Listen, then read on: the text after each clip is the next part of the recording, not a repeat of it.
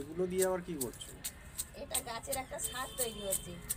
ডিমের খোলাগুলো দিয়ে ভালো করে গুঁড়ো করবো, করে প্রত্যেকটা গাছের গোড়ায় গোড়ায় দেবো। এটা গাছের একটা সারের কাজ হবে।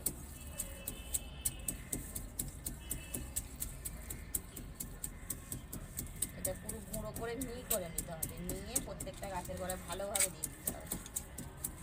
এতে মাটির উর্বরতা শক্তিটা যে সেটা বৃদ্ধি পায় এতে ভালো, তবে গাছ ভালো মানে বড় হবে। মাটি যত ভালো থাকবে গাছ তত ভালো হবে।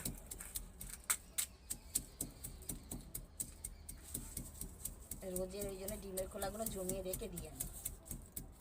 নতুন নতুন ব্যাপারগুলো দেখা হ্যাঁ, যাচ্ছে। এগুলো সব ঘরোয়া পদ্ধতি।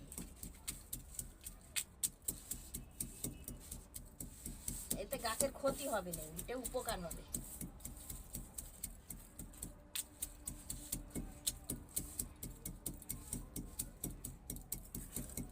যত ভালো গুঁড়ো করে নেবো তত ভালো হবে।